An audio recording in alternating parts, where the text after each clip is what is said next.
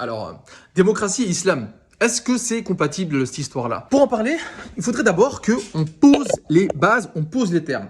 Prenez par exemple un auteur comme Rousseau, un classique de chez classique qui est l'inspirateur principal des idées de la démocratie aujourd'hui à travers un concept qui est la souveraineté populaire. Je prends ce petit bouquin, c'est une référence en la matière, histoire des idées politiques. Regardez ce qui est dit, page 139. Rousseau refuse toute limite extérieure qui pourrait empêcher le peuple de vouloir quelque chose.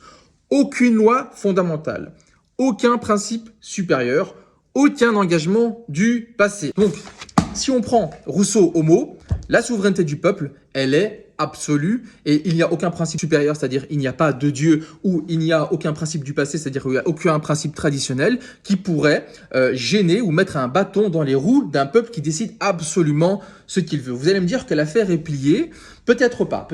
On va attaquer un autre auteur avec une autre définition de la démocratie. Mais en tout cas, j'en profite ici maintenant pour vous dire, si vous aimez ça, un regard islamique, critique, sur des concepts que l'on décortique, sur des auteurs que l'on étudie, sur des faits d'actualité que l'on dissèque, eh bien, chaque semaine, je fais ça dans un texte un peu plus posé, et un peu plus réfléchi, un peu plus rigoureux. C'est le courrier du Critérium. Si vous voulez recevoir ce mail une fois par semaine, vous pouvez vous inscrire en description, en bio, etc. Donc, de qui il s'agit? De Joseph Schumpeter, dans un ouvrage qui s'appelle Capitalisme, socialisme et démocratie. Ça nous intéresse. Il donne une définition. La démocratie est pour lui une méthode. Alors, cette méthode est une disposition institutionnelle pour arriver à des décisions politiques dans laquelle des individus acquièrent le pouvoir de décider à l'issue d'une lutte concurrentielle pour le vote du peuple. Et donc, qu'est-ce qu'on en retient de chez Joseph Schumpeter? C'est que la démocratie, c'est une procédure, c'est une technique, c'est une méthode. Donc, chez Rousseau, il s'agit d'un principe qui est presque religieux, un principe qui, clairement, s'oppose à l'islam, puisque dans le Coran, par exemple, Allah Azza wa Jal dit « A'udhu billahi minash shaitanir rajim afa hukma al-jahiliyyati yabghun